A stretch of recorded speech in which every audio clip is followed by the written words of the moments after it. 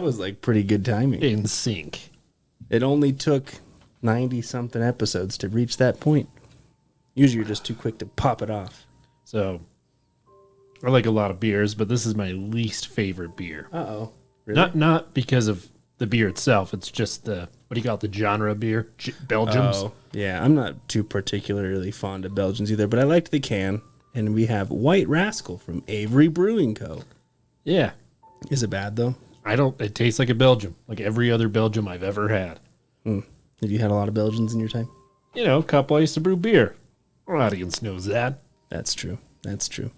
Well, I'm sorry I got a beer that you didn't like, but we may be having a second one. God, he's grimacing, folks. It's not a good beer, I guess. I have yet to have a sip. I could take a sip. Yeah, I'm not a fan. What have I done? It always tastes like you sprinkled dirt in it or something. Yeah, I've made a mistake. This is why you don't buy beers based off of the cans. You got to get the kind you like. Yeah. I'm just going to be chugging this one so we can open the second one. Yeah, the second one will be better. The second beer is just a blank beer, and that's why I bought it, but apparently we've already drinking it on the podcast. It's Dead Guy Ale. They're doing an art contest. We'll have to submit something. Yeah, he handed me, so I walk in and Cleet's like, here, drink this. And it's just like a blank can. I'm like, I'm not going to drink a blank can. And then I flipped it over and it's Dead Guy Ale Rogue. Something short-circuited in his brain. He's like, how dare you? Well, guys, I just want to say we're back, even though we just missed 1 week. You know, we are going to post consistently, and we're just going to beat the hell out of you every week with an episode. Yeah, just like that. Just don't report us. Yeah, I feel bad. It was my turn to be at fault this week because, you know, we were too busy perusing the streets of Disneyland this last week with our kids. Hence the reason you didn't hear from us fine gentlemen. Wow. But first time taking the kids to Disney, it was magical. It was fun. I bet it was. It was hot as hell. The first day was like 100% humidity. It was like 101 degrees. It was awful. Like, you just take one step and you're just sweating. Everything's sweaty and sticky. You're in the California? Yeah. All right. Yeah, I'm not fancy, Cleet. I didn't fly all the way to fucking Florida.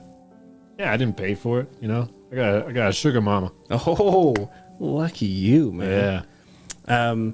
But on the plane ride, I got to read the new Stephen King book because he's had a new book come out last week. I don't keep up on Stephen King. Dude, I get his new books every week and I read it in a matter of a couple days. And this one's pretty good. It's called Fairy Tale. It's interesting. You can't say the basic premise. Yeah, so it's this guy it's this kid from high school, and he starts helping this elderly guy up the street because he had a bad fall, broke his leg. And, you know, he has a dog named Radar, and then he finds out that this guy has a mysterious shed in the back, and it's locked, and you don't know what's in the shed. What's in the shed? Apparently it's a portal to another world. Hell yeah. That's all I'm going to tell you. But it's interesting. It's really good. I highly suggest it. Do you believe that there's a multiverse in the Stephen King novels? Oh, yeah, because it's all the Center of the Dark Tower, man. Hell yeah. That's what it's there for. I'm nerding out on Stephen King. I could go for hours. But yeah, so we hopefully can repost consistently. We hate to keep you guys waiting. Again, it hurts us even more than it hurts you. So we're doing the Iceberg episode. We're going back to Tier 5, Part 2. We're going to wrap that sucker up. But I actually started watching a TV series that I enjoy. I'm actually shocked. I haven't watched a TV series in 3 years or something, or maybe longer. So not just a movie, but a full-on series. And you probably have watched it, and maybe even recommended it to me, but I probably just, Stranger Things. Said fuck off and didn't watch it, and forgot your suggestion. But it's called Evil on Paramount Plus. Have you seen it? I have not seen it yet. It's so good. I love it. It reminds me. It's on the list. It's the first thing that I've seen that I feel like takes its origins or its muse from the X-Files, but does it well. Right? Okay. It's based off Catholicism.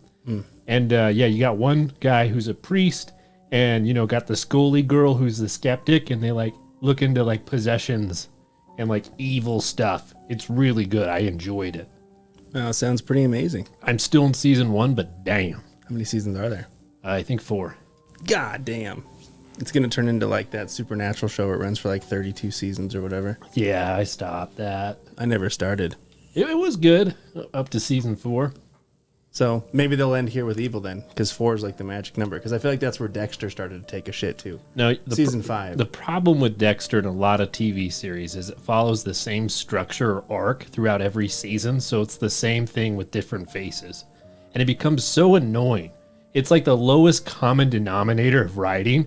Yeah, but I gotta tell you though, right? Because I loved the Dexter series, so I decided I'm gonna read the books, right? And like, I don't shit talk a lot of books, but the book was horrendous. Like, you read the first book, I'm like, how did they get such an excellent TV series out of this shit? Like, It was great. It was a good first season. The book was awful. And then I watched the second. I'm like, this looks familiar. And then I watched the third. I'm like, oh, they're not changing the writing, are they? And I stopped. Okay, so the third season was meh. The fourth season was my favorite of almost all television. It was so good. I mean, you can shake your head all you want, but it was amazing. But yes, like Cleet said, back to the iceberg to wrap up tier 5. We're getting close to, well, not even close. I think we're only like halfway because there's like tier 10 and then tier 0 or something. Yeah, we're doing this for a long time, people. But I gotta say that this one had a lot of sciencey shit. Yeah, and a lot of things that were hard to grasp for me. Yeah, which I think is the point, but I thought we would get like into more like obscure like events and creatures and stuff, and it's like, no, biology doesn't exist. What the fuck is this about? Yeah. You're just an artificial superhuman that is willed into an existence by consciousness. Exactly. And you're a god, but you don't understand it. And you put yourself in a little prison where things are always mild inconveniences and it bothers you. You're always stubbing your toes. Yeah. All right, let's jump in. The first one I have is China's real population. Oh. This theory talks about how China is cooking the books on its stated population of 1.4 billion people. Now, I watched Windigoon's channel, and he stated on there that there was some tests done suggesting that their actual population was 500 million. And I looked and scoured the damn internet to find that source, and I couldn't find it because I'm like, there's no way it's a third, right? Yeah. But I did find a lot of articles that there is a deviation in the numbers, but it's around 114 million, right? Damn. So why would China do this? But shout out to Wendigoon, like you said, because I watch his videos like after I do my research just to see if I missed anything, and it's pretty good. He covers the same thing we do, but watch ours first. Ours is better. Ours is better, but we're not lying to you. All right. Yeah, nothing but the truth here, folks. So why would China lie to everyone, right? Because it's cool to lie. So we all know that central planners in China pushed a one-child policy for decades, which led China on a teetering population collapse like right now. Its unexpected effects was there was more men in society because people wanted their names to be passed on. So like women, or I guess I should say child babies, were aborted, right? So kind of a touchy subject. Yeah, and if you couldn't have a female baby, you were basically disowned from your family. And another thing is because everyone's having one child or aborting, a female, their population is aging. So most people are like past 30 or 40 and it just keeps getting worse. China's also concerned about their neighbor, India, which they weren't at 1.4 billion. India would actually surpass them in population, and population size has like a little bit of a power aspect to it. So it's a flex. They couldn't let India pass them. Well, they're right next door and they've had skirmishes, man, even like lately. So it's like, like one girl gives birth and it like sets the tiebreaker over it and it just all out war. Just a like, number. how dare you? It's like a big counting board, like a scoreboard across the border. So China's actually been trying to stop this. They've realized that what they've been doing has been really bad. So the last couple of years, they rose it to a 2-child policy. Oh. And when that wasn't really affecting like baby births, they even changed it to a 3-child policy. How generous. The problem is, like, if you culturally suppress like a society for decades not to have kids, their values are going to change over time. And a lot of people in China, don't want a kid because it's very expensive. And like the social cost to even get married, like you have to own a house. And I don't know if you know this, Britain, but China has the most expensive real estate anywhere in the world. Really? Like it's, you're leaving Utah out of this, right? No, dude. So the average income required is 30 times the average income in China for you to buy a house. Like here in Utah, it's like 7. So it's that bad. Like they have to pull together wealth from like multi-generations to buy one home. And there's even more problems after that. So the only way you get a house is if like your great-great-great-grandpa owned it and like passed it down. Yeah. Okay. And, if this continues, China might just self-destruct. They just want to cook the books to make it look like there's not a huge problem going on there. Look away. Nothing to see here, folks. Yeah. Okay. So the next one is called mental problems theory. Now, this one is actually concerned with Britain, my co-host. Hey. And, I'm just kidding. So I couldn't find anything about this because it's just so broad. Like, oh yeah, mental problems theory. Like, I couldn't find a damn thing. So whenever I get stumped, I try to get creative. And I found a post about a person who may or may not have schizophrenia. Who doesn't believe that, schizophrenia is necessarily a mental illness. Spoken from a true schizophrenic. I'm going to jump in. So this is what they wrote. I personally believe that there is a spiritual element to the phenomenon of people hearing voices and having paranoid delusions. I think these things may happen when your spirit is out of tune, so to speak. I'm not going to try to put into specific religious context because I think a lot of religion is speculation, but I also think that there is a lot that we haven't considered. I found some very interesting links concerning the ancient world and modern schizophrenia. For example, consider that most prophets today would be considered paranoid schizophrenics. I believe that prophets as schizophrenics today were actually receiving otherworldly messages. Who knows from where? God, angels, demons, the devil? But that's not what matters. What's interesting is the ancient world's focus on something called the third eye, which is a perception of a hidden world that nobody can see with their two eyes, or the spirit realm, if you want to call it that. Ancient researchers gave this third eye a biological designation, the pineal gland. The philosopher Descartes called it the principal seat of the soul.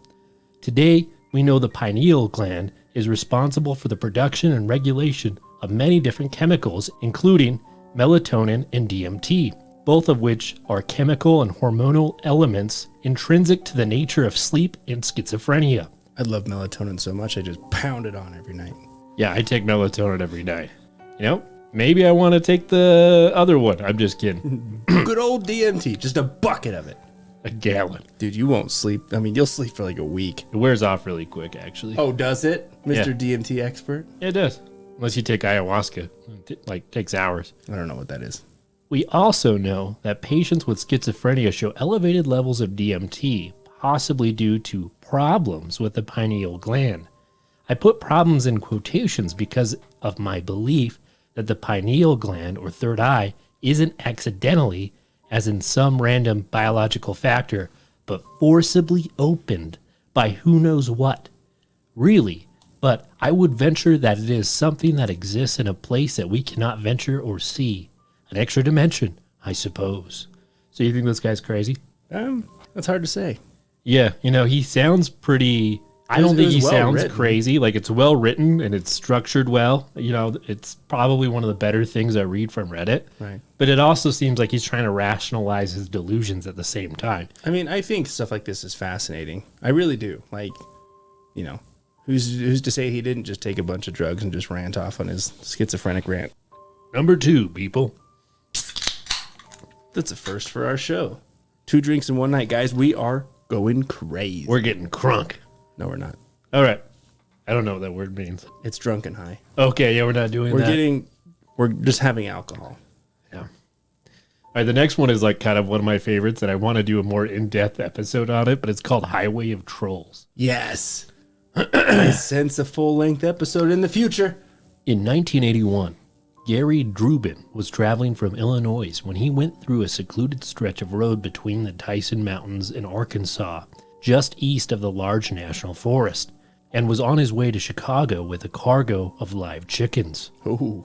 He said the drive was quite perilous, with many sharp turns and dark unlit roads, and at one point he noticed a strange-looking man who seemed to be homeless and had a peg for a leg, while the rest of his body was covered in hair. You might say it's a little clucked up. Who was standing at the corner of a sharp turn? Durbin passed him, shrugged... With a wooden leg. Yeah. He's trying to hitchhike with his leg. Arrgh, can you give me a ride? Pick me up, arrgh.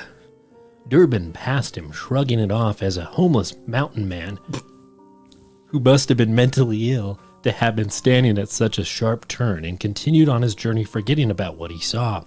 But little did he know that he would have another encounter with the creature shortly after. Durbin was continuing his journey and made it to a truck stop further down the road and stopped for a cup of coffee, after which he hit the road again, traveling across into the Missouri and reaching a rest stop where he stopped for a short break. A while later, when he was leaving the rest area, Durbin says that he saw the strange, hair-covered man with his peg leg just standing at the side of the road, intently staring at him. This is like a handicapped Bigfoot? You can't keep that. It's funny as hell. How is that? How can we not keep that? What is wrong with that statement? Handicapped is a term, and Bigfoot's not real. This shocked Dublin greatly, and he was most of all confused as to how the man got so far in front of him while seeming to have no vehicle and being on foot. The man then went into the forest and Durbin left, but over the next few years he has seen the creature 5 more times and does not know why or how, but has been able to make out some features of the creature better. He claims that the troll stands a bit taller than 6 foot, with a peg below his right knee, which looks to be made out of wood. He also says it's a lot of hair that is light brown and covers his entire face and body, and above that it wears ragged clothes and carries a little purse-type pouch over its waist. Many have since claimed to see trolls like this while driving down secluded highway roads. So do you believe in highway trolls, man? I've yet to see one. I can't But wait I'm not going to dismiss their existence simply because I have not seen one. I could just see him with like a circle in his hand, putting the peg in the circle and then pointing at you. I'm going to get you. I'm going to get you with my peg. I'm going to peg you. Okay, well, that was a good start. So I'm going to start with something called object-oriented ontology, the triple O. So this one is a little wild, and it's extremely detailed, so I'm just going to focus on outlining what it is rather than weigh it down with all the details. Basically, when we as humans think of our existence, right, we tend to put ourselves at the center of the universe, right? Don't you? Like, I'm just the center of the universe. No, not at all. I think most everything I do is inconsequential to the grand scheme of things and the giant time horizon we call the universe. Well, this idea, you're right. This idea puts that notion to rest and says that no, humans are not the center of the universe. It's a school of thought that rejects the privileging of human existence over the existence of non-human objects. Following along? Yeah. Sure. This idea goes on to state that objects exist independently of human perception and are not ontologically exhausted by their relations with humans or other objects. Yeah, when a tree falls in the forest, it makes a sound, dumbass. It doesn't matter if you shit can hear in the woods. Yeah. This thought is a subset of speculative realism, which states that things that aren't explainable simply cannot be explained. Sure, okay. It's just, I don't know. It was wild. It was weird.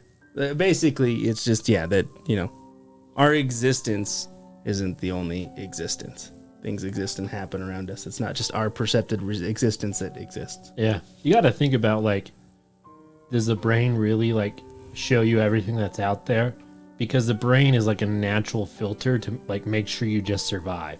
You filter out so much shit because your brain just couldn't process it all. So you just see a small spectrum of the light, spectrum. What else are you missing?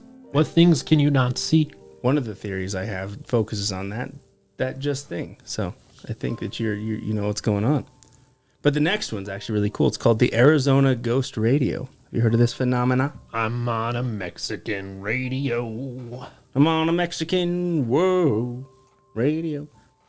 Somewhere, reportedly in the Arizona desert around Phoenix, a radio station plays on and on that seems to be unmanned. No one controls it, just plays on and on. This radio station plays music from bands that you may know, but not particularly the songs that you know them for. So it plays the lower songs on the albums, the obscure songs. Yeah, okay, sure. It's not the popular songs. The songs that you don't they don't play on the radio. It's all the other songs. Kind of seems pretty cool. Right?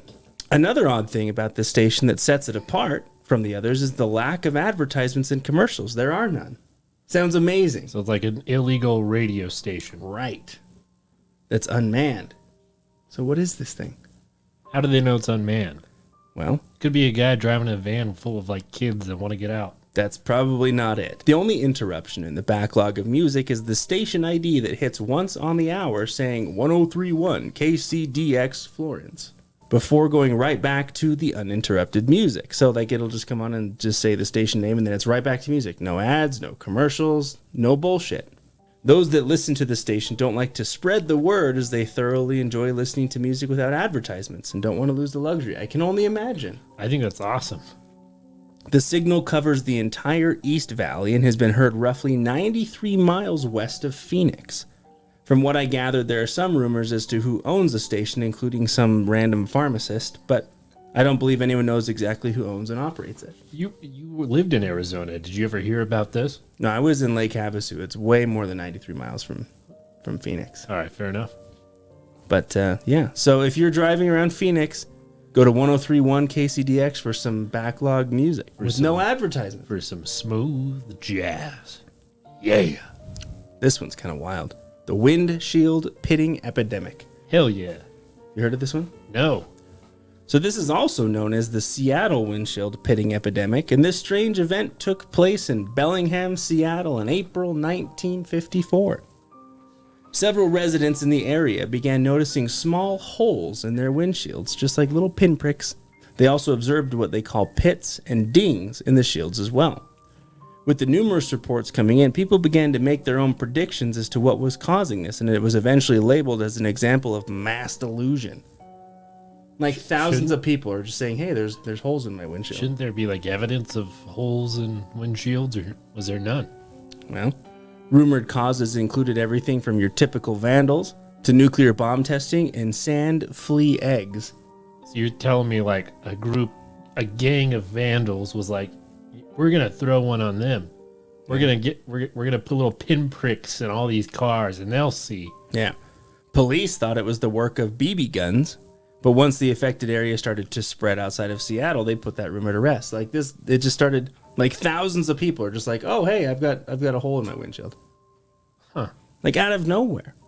Other hypotheses surfaced, including the 1,000,000-watt radio transmitter near Jim Creek Naval Radio Station that was producing waves that caused the damage to the glass. Like just randomly, just boop, puts a hole in the glass. By April 15th, roughly 3,000 windshields were reportedly damaged.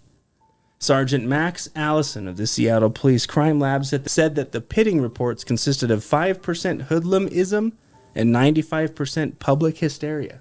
And by April 17th, the pitting suddenly stopped. So no one knows what happened. Something strange is afoot. Stranger things are happening. All right, North Korea ghost boats. What? That's fun to say. Imagine, every year you go out to the beach and several skeletons on boats keep washing on the shore, just dozens of them. Kind of gives me the image of the Goosebumps book, Say Cheese and Die. I love that story. I just go over there with a little selfie, grab a skeleton, be like, hey, bud. I would be on that beach all the time.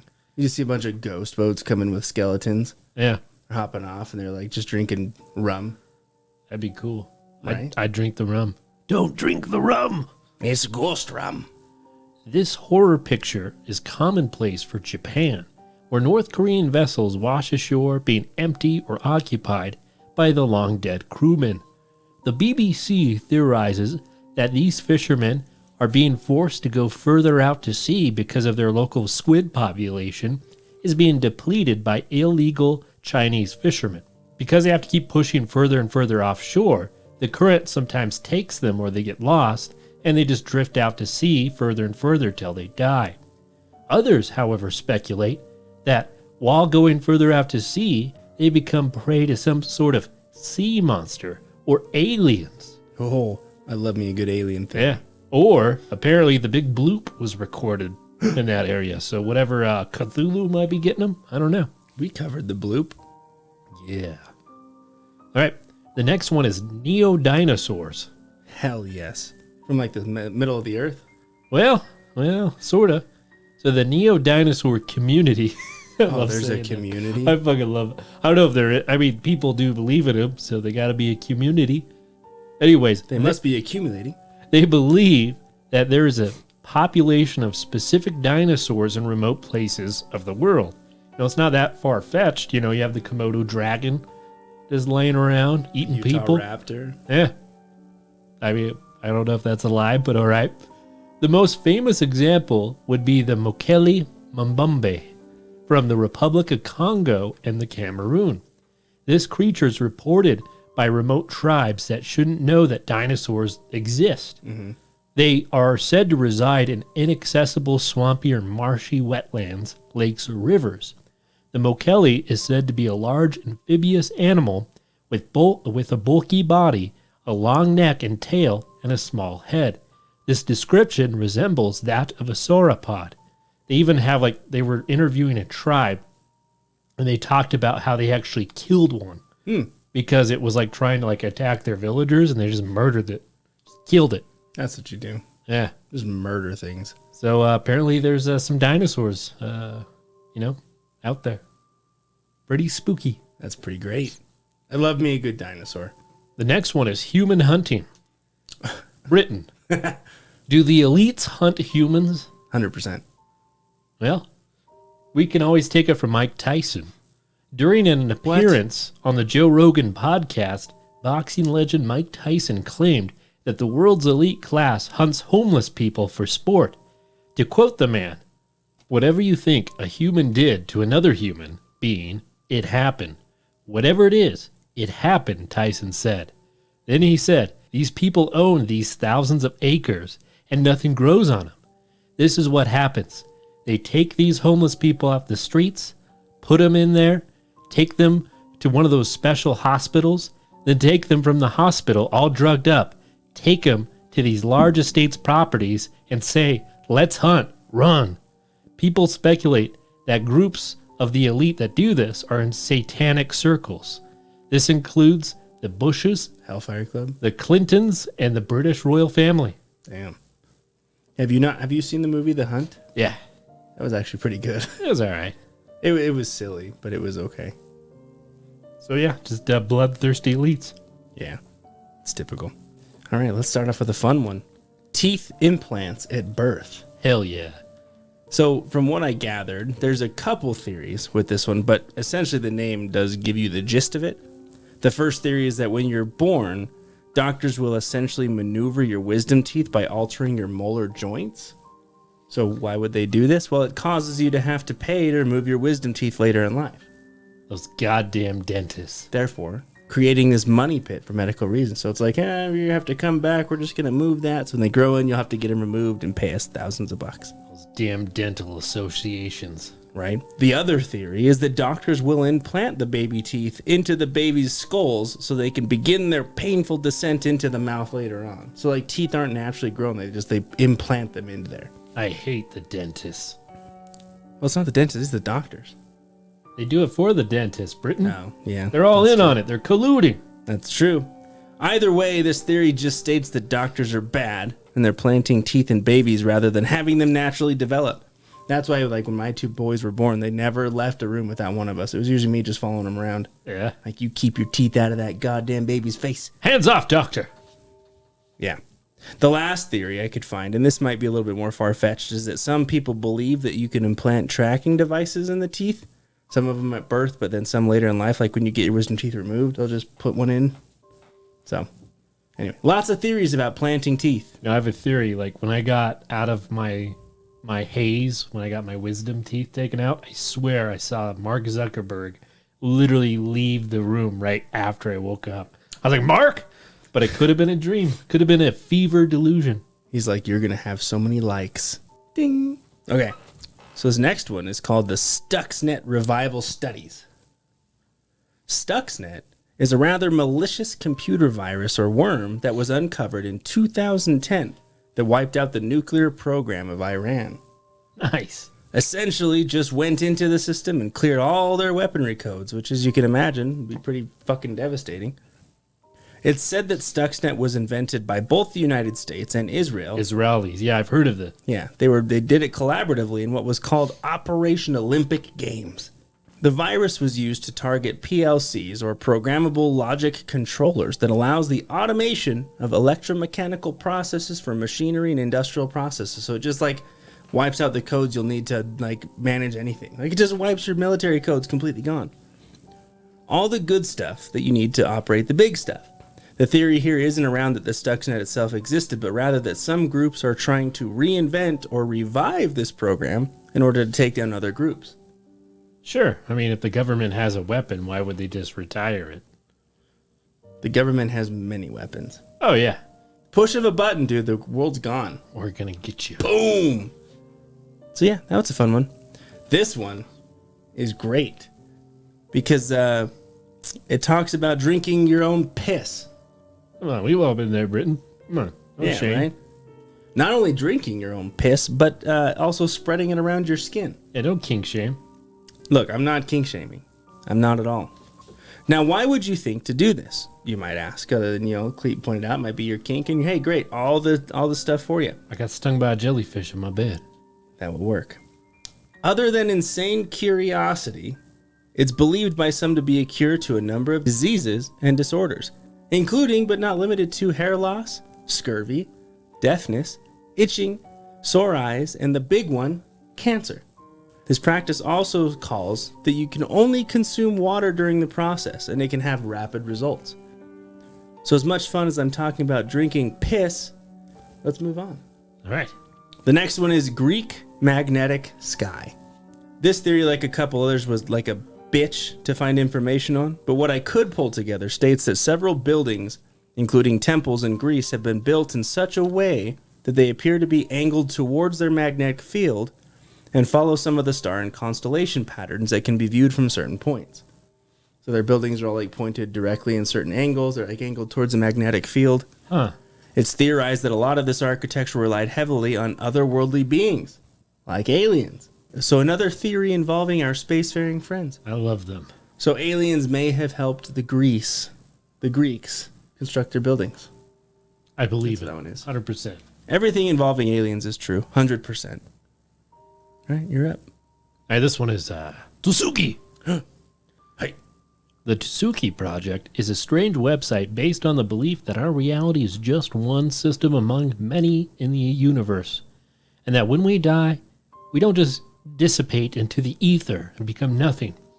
We ascend to the next system. By joining the site, you will be ready to ascend to the next system. The site specifically warns users not to commit the suicide. The users are expected to ready themselves by using the information on the site rather than killing themselves. I feel like someone started a cult and like he started getting messages like, yeah, I'm ready to go, man. Just tell me what I got to do. I got pills in the yeah. But he's like, stop. Just don't do it. It's like Bill and Ted's Adventure. Just stop. Yeah. All right. I always get seppuku and bukkake mixed up, and they're completely different things. Bukkake? Bukkake, man. Yeah. That's the way you're going to go. Bukkake. He died in a freak accident at bukkake. Accelerationism. So, like, oh my God, there are so many different things I could have, like, said on this, because it's apparently means 50 different things on the internet. Like when you accelerate quickly in your car. Either Marxism, some type of supremacy, and what I'm going to talk about right here. All right. Accelerationists argue that technology, particular to computer technology and capitalism, particularly the most aggressive global variety, should be massively sped up and intensified. Wow. Either because this is the best way forward for humanity, or because there is no alternative. Accelerationists favor automation. They favor the further merging of the digital and the human. They often favor the deregulation of businesses and drastically scale back government. They believe that people should stop deluding themselves, that economic and technological progress can be controlled. They often believe that social and political upheaval has value in itself, so they all want to become robots as soon as possible. Apparently it's like Kirk Carswell, whatever his name is. They just believe like eventually we'll merge with technology. I mean, why not? It's going to be the cure to death. It's like when your organs start failing, we'll just put an automatic one in. Yeah, there you go. Just regenerate skin cells. I'll grow an extra spine or something so I can hit people with it. You'll just be a computer that's plugged in. All your memories will transfer. You'll just get into another body. You'll just be transferring your consciousness. Yeah. Or We've all seen those. It could be a killer robot. Hell yeah. I'll have a soap opera. I did not murder him. All right, the next one is Omphalos. Okay. An omphalos is a religious stone artifact among the ancient Greeks. It was a widespread belief that Delphi was the center of the world. According to the myths regarding the founding of the Delphi Oracle, Zeus is in his attempt to locate the center of the earth, launched two eagles from the two ends of the world, and the eagles started simultaneously and flying at equal speed, crossed their paths above the area of Delphi, and so was the place where Zeus placed the stone. The oracles there would use it for ancient spells. Recent examinations have shown that this stone has air passageways up the rock, suggesting that they would possibly smoke some hallucinogenic to obtain spiritual messages. Gotta have that peyote. Yeah. All right. You remember the science stuff I was talking about? Science, baby. This one is quantum entanglement. And this one, I had a hell of a time putting in like layman's terms because I just read it. It was like reading a high school science textbook again. I'm like, God damn it. Son of a bitch. So this theory in a nutshell states that when a group of particles are generated, interact, or share spatial proximity, the quantum state of each particle may not be described independently, even when separated by a large distance. Right? So when they're together, they kind of merge. They're entangled. Yeah. Einstein called it spooky action from a distance. This can be paired with a bunch of quantum physics stuff that we've previously covered as well. But in essence, if the entanglement occurs, it can change the way each particle behaves. For example, if you were to be entangled with something, some other kind of piece of matter or cells or whatever, or our Earth is entangled, it could be said that our behavior and actions are being influenced by whatever it is that we are tangled with. So you're acting in a way because of particle entanglement, quantum entanglement, that is generating from something else, or vice versa. Yeah. That is what I was able to gather. It could be off the mark a bit, but there you have it. Yeah. Any of the changes that happen at the same time regardless of distance. Right. So it's faster than the speed of light. Mm-hmm. But you become entangled, and it's basically 2 becomes 1. You know, we've all been entangled before. It's not a big deal. Oh, it's a big deal. You're just not tangling right. Okay, the next one is Dr. Robert Morse. Dr. Robert Morse is well known for his wealth of knowledge on health and vitality through detoxes and dieting. You know, the good detox and diet fad. Most interestingly, in my opinion at least, is his idea on iridology, which states that you can determine a number of health issues by looking at and studying the human eye. Based on the imperfections and forms of the eye, you can also tell what they are missing from their diets. So he can like look at your eye and say, oh, well, it's kind of formed in this way. You're missing some of this. Hey, you need to eat more asparagus, bud. You need to eat more carrots, bitch. Yeah, carrots is a fix-all for eyesight. Dr. Robert Morse believes that the eye is a form of gateway into the health and wellness of people, even though others have deemed this a form of pseudoscience. So yeah, that's Dr. Robert Morse. I mean, literally the theory was just like, I guess people don't agree with the idea that you can look into someone's eyes and go, hey, you've got rheumatoid arthritis, and you need to eat more spinach. You're diabetic. This next one is the USSR never collapsed. Another name giveaway here that theorizes the USSR never collapsed, or better yet, may have been a distraction for something else. Theories go all sorts of ways with this one, like we could literally spend an entire episode on this, including some believing that the US never even validated that the USSR was gone and just sort of let it fizzle out. There wasn't a change of government or leadership in any of the areas surrounding at the time, which further caused speculation that it never fell. People were like, well, nothing really changed, so how did this thing fall? And things are just like hunky-dory, you know? This is a rabbit hole theory. Again, like I said, we can cover super in depth, but that's basically it. It's just that the USSR never actually collapsed. In Soviet Russia, we crush you. Yeah. All right, this one is Ethno Psychiatry. Ethno Psychiatry explores one of the most controversial subjects in psychiatric research, the role of culture in mental health. It tries to ask a few fundamental questions. What is the relationship between culture and mental health? Is mental illness universal? Are symptoms of mental disorders different across social groups? To put into context, a schizophrenic in a highly Catholic household could be viewed as possessed versus an illness, and different treatment applications are applied. I never thought about that. The patient's Catholic upbringing may manifest itself in different ways because of how culture affected the patient. How could I never think, like, that's such a good point, though. You get like an extremely Catholic household that could be, you know, having someone that's suffering from some mental illness, and they peg it off as, you know, what's the word?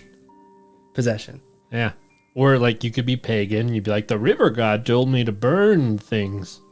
When you just really like fire. Yeah. All right. Wow. Okay. That has opened my eyes. The next one is harmonic sync.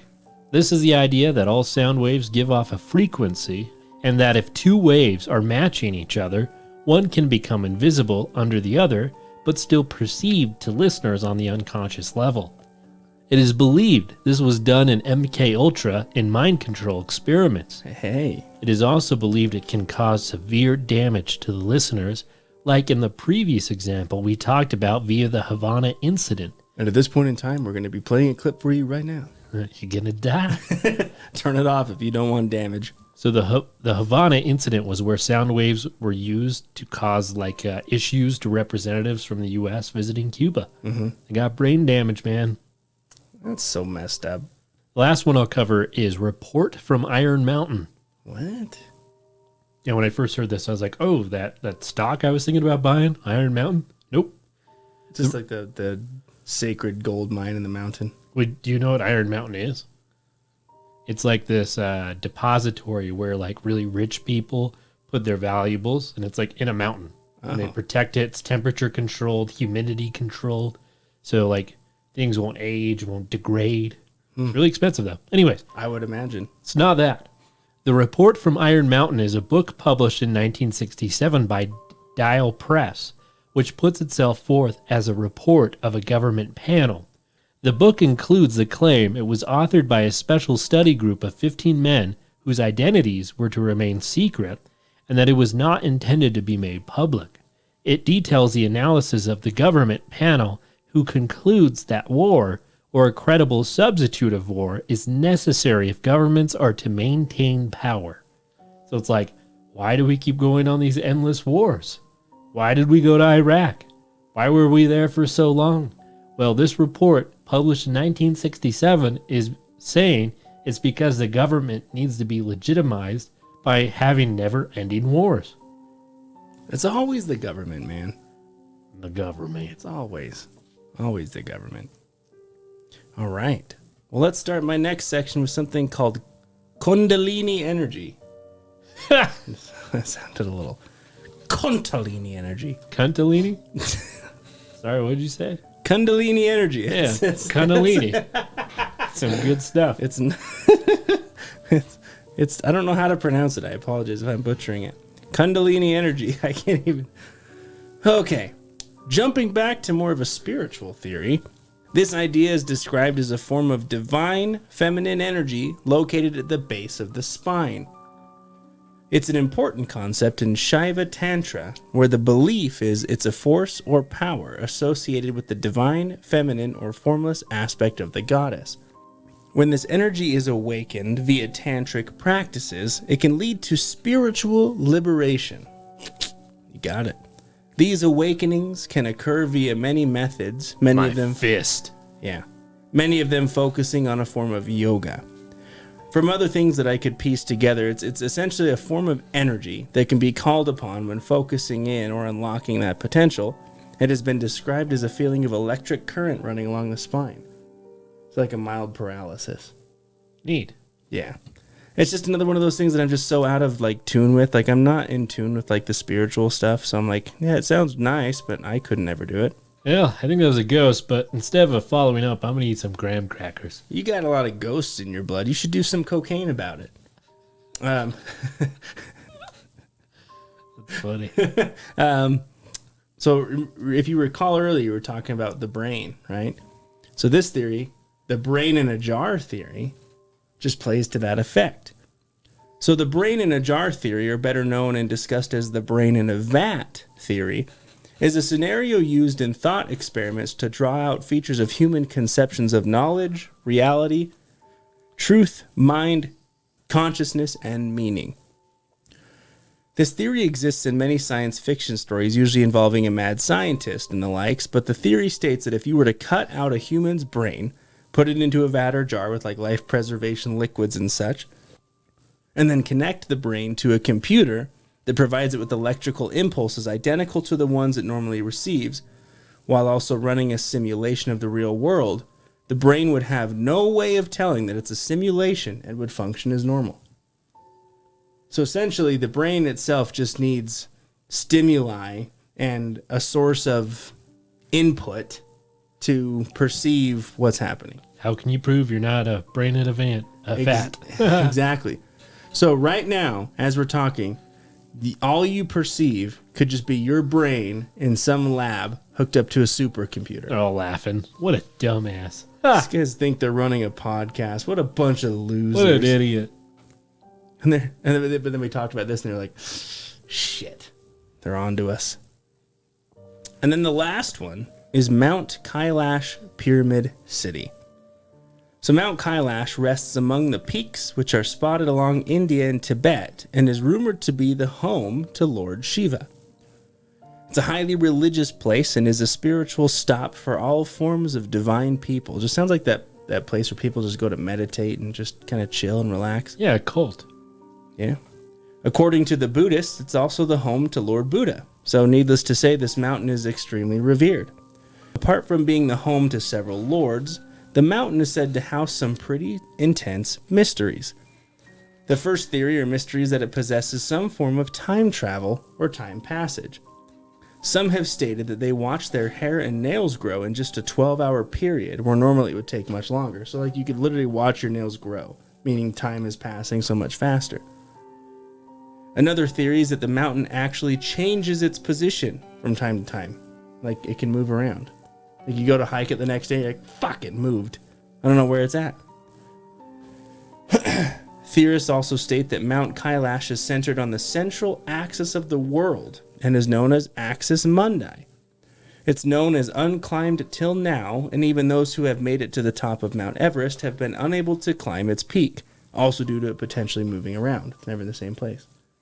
Sounds like a good place, right? Yeah, a moving mountain. The biggest theory, I think, on this one is the thought that it's man-made or even alien-made due to its structure.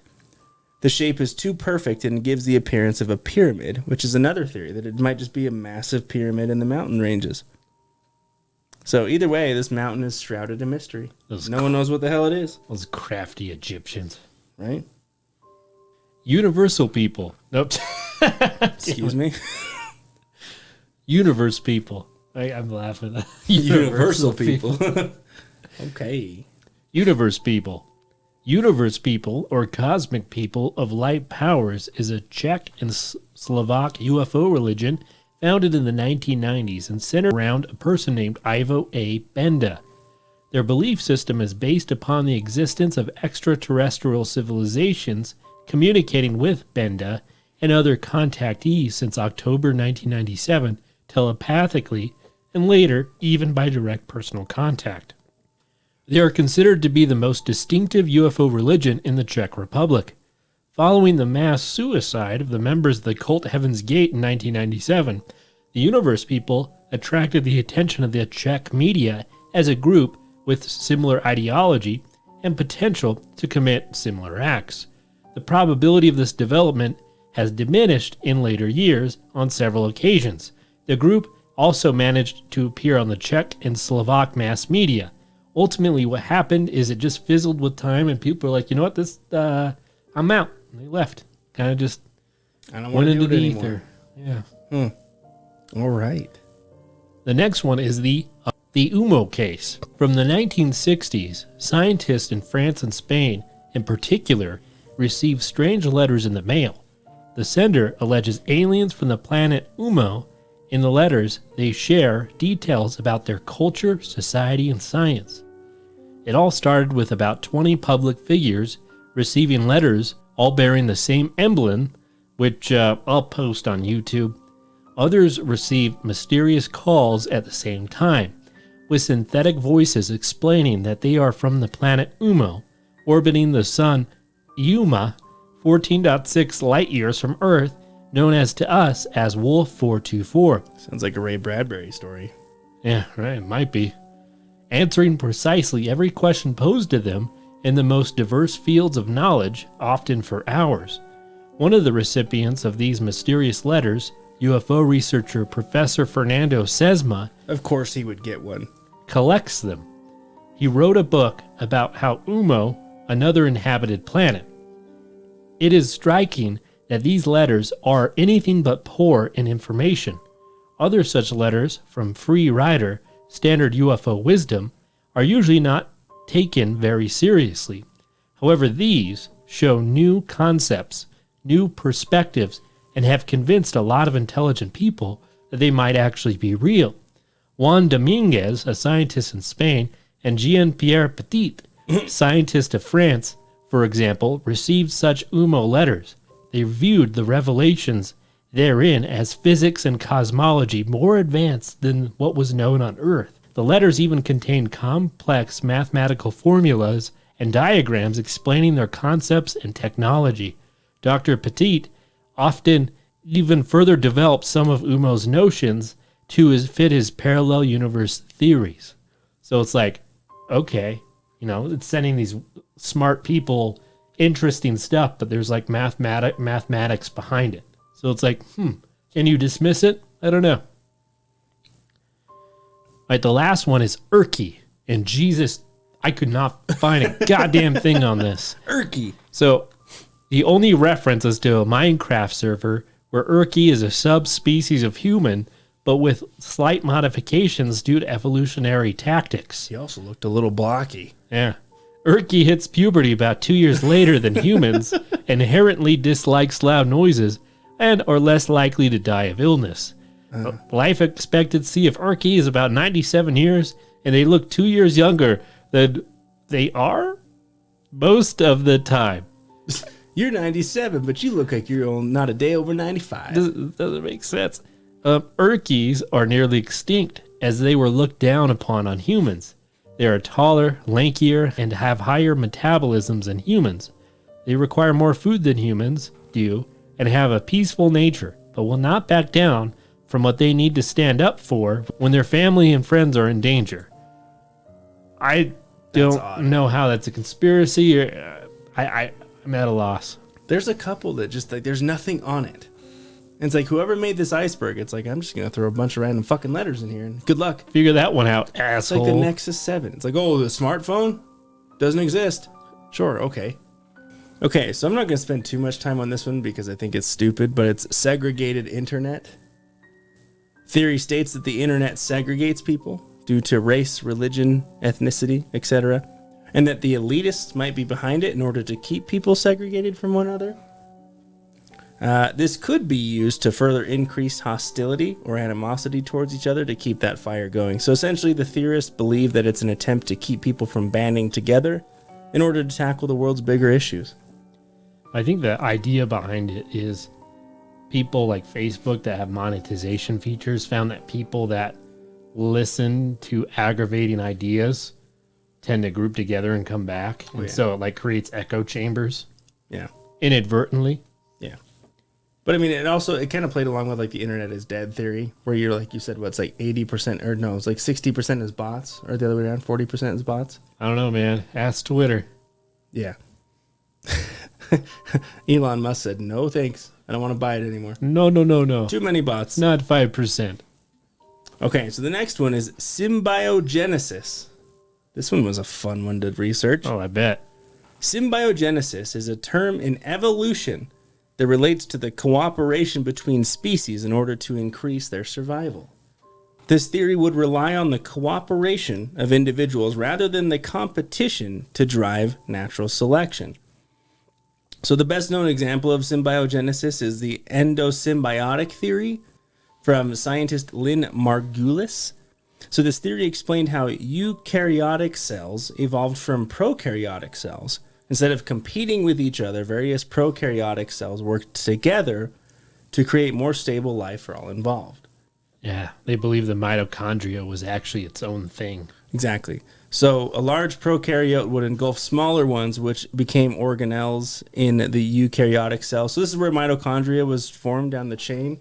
Because the thing with like mitochondria is like, it's the powerhouse of the cell. Yeah, but the DNA inside it is different from the ones outside of it. Yeah. Right? So it's just kind of like if you know what all that is, like you're like, yeah, okay, I get that. But this is like, essentially it's the idea that the cooperation drove the evolution of eukaryotes rather than the competition. Because you think of natural selection, right? if you've got a predator and prey, if the prey outruns the predator, typically the predator would have to become faster to catch the prey, so the natural selection kind of changes and the predator then becomes faster to get the prey, or they, whatever that, But then the prey makes guns. Yeah. Then the gazelle finds a MK-47, AK-47, right? MK-47. They find an AK-47 and shoot the lion down. So that's it. Symbiogenesis. It was fun. The last one is anata. This is a Buddhist term and refers to the doctrine of non-self. There is no unchanging permanent self, soul, or essence in phenomena. In layman's terms, the soul does not exist as we have known it, but rather a manifestation of the spirits or world interacting around it. Make sense? Sure. It doesn't to me, but the spirit, if you will, is a mixture of energy and all that fun stuff that's around us. So the goal is to attain non-attachment by recognizing everything as impermanent. Like a spirit orgy. Yeah, something like that. All right. This one is Antikythera mechanism. The Antikythera mechanism is a 2,000-year-old analog computer device that dates back to the ancient Greeks. It is used to track the position of the moon and the sun to predict occurrences of eclipses and to signal the old Olympic Games. The device could also perform basic arithmetic like addition, subtraction, multiplication, and division. The Antikythera mechanism was made out of 30 gears of bronze. These gears are enclosed in a shoe-sized box made out of wood and bronze that was built towards the tail end of the 2nd century BCE. The gears have some similarity with 20th and 21st century computers. Aside from the gears, there are calendars and orbs to represent the solar system and the moons. Studies show that there was a main lever to control all functions. On the outer surface, there is a small inscription written in Greek. Researchers used this inscription to understand the workings of the device fully. These inscriptions are found in both the front and back doors. So the weird thing about this is they feel like it was too advanced for the time almost, and there was no other replications that are similar to this. Who made it? Where did it come from? Nobody knows. This one is Jedi Ruins. Oh, man. It's like GD Ruins. Dun, dun, dun, dun, dun, dun.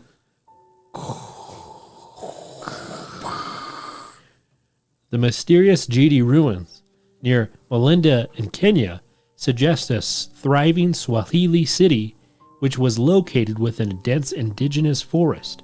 However, there is no written record of its existence. Who lived there, and why did they abandon the city to the jungle? It seems GD was abandoned by design, as the inhabitants had time to clear out their precious belongings before departure. A special strong room with only a trap door for an entrance was found in every house. They were all empty. What would cause at least 2,500 people to leave their homes for no apparent reason? Roanoke. This is the subject of much debate. Nobody knows. It's like Roanoke. All over again. Yeah, maybe. Just groups of people just fucking vanishing. Are you ready for this one? No. This one is called Theophist Geology. Theophist. This is an amalgamation of all religions. Huh. Its tenets are that truth and understanding are at the heart of every religion. Therefore, you can pull things out of religions to find divine truth. It also speculates that the natural environment holds truth and secret meanings. And secret meanings. That's it. If they made one master religion, would you go? No, dude. It's all a scam. Snap. So this one is called the 40th Tithe. And goddamn it, I could not find a thing about this one. So you mentioned Wendigoon earlier. I got like a snippet of what he found, but I couldn't find anything. So like when you Google it, like, 40th tithe, it just came up with a bunch of articles on how to tithe correctly, like how to calculate your tithing, because it's like, 10% of your annual income? If you're a Mormon. Yeah. So it's just like, your ticket to heaven, whatever. It's membership is what it is. It costs, man. You got to pay to play heaven. Right. So the only thing with 40th and the tithe, So the only thing like with the 40th and the tithe was something called the Teruma offering. And what that states is that the priest of whatever temple you were in, this was being performed in, would take 1/40 of the earnings for themselves as a gift for the generous man. So like they would take 1/40 of the tithing for themselves. Does that sound like great? Yeah, they're skimming off the top. So you could imagine this being used as a form of theft and a way to get rich off of others. But Some types of are you saying that taxation is theft, Britain? I'm not saying that. You might be on a list. All right. And then I'm going to end on something called polywater. Yeah.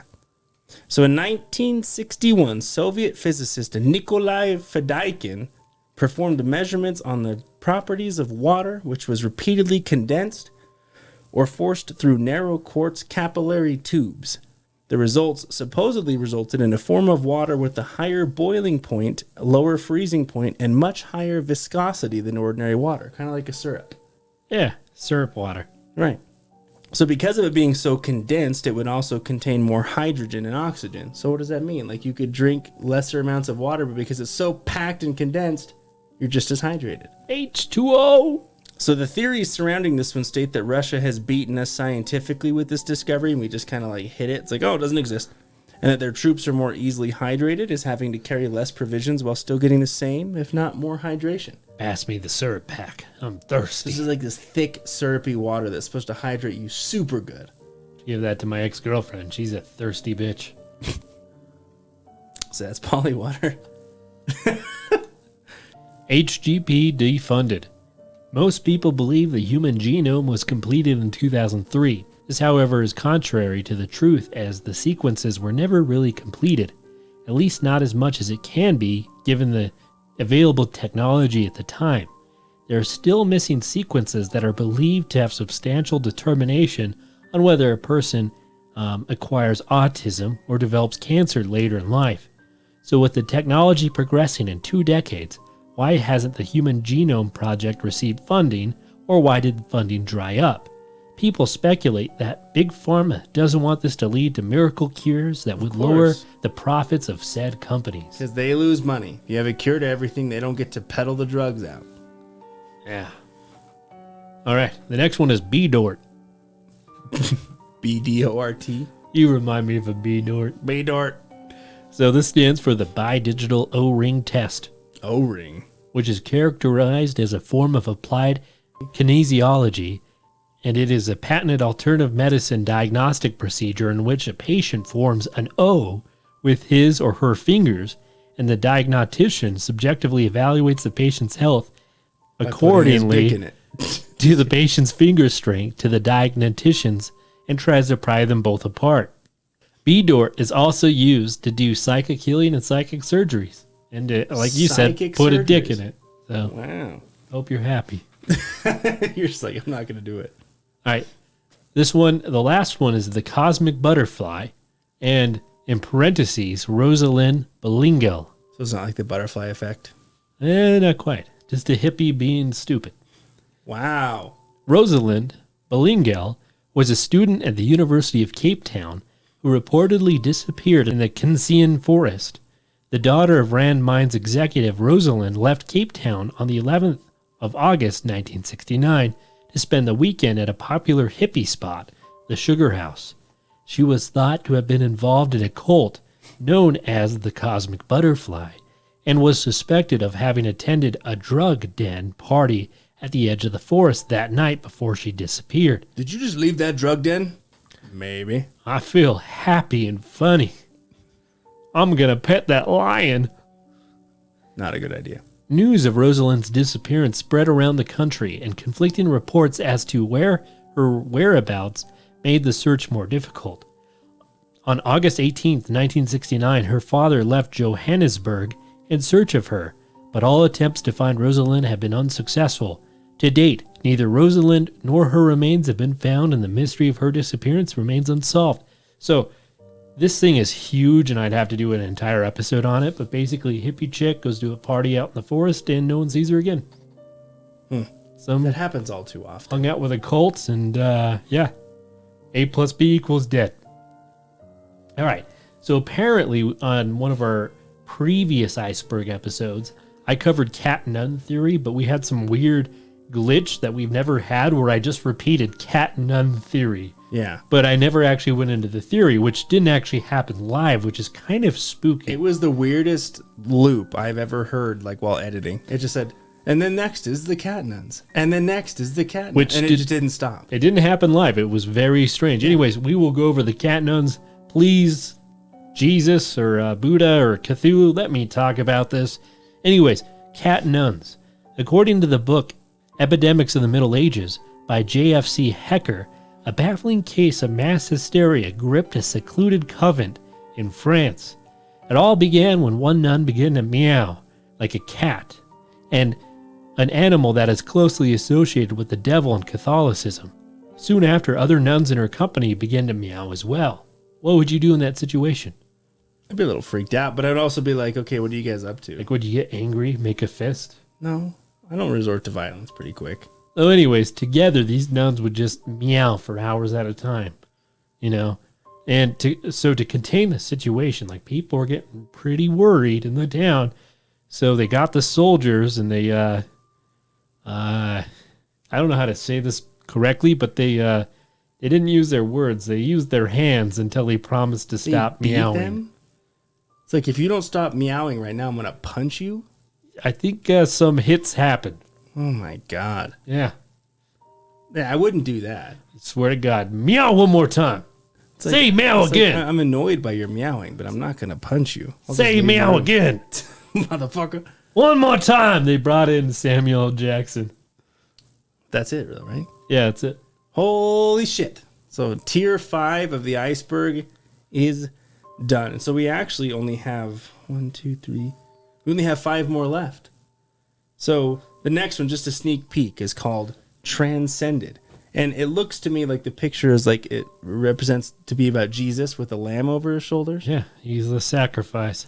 So apparently we're going even crazier next time. So sometime next week we'll jump into tier 6. But again, apologies for missing out so many episodes these past few months. Shit has been really crazy, but hopefully we can be posting every single week like we were. And thank you for the constant support. So right now we are at 207 subscribers on YouTube. Let's try to break 300 before the end of the year. And as always, thank you for entering the abyss. Until next time.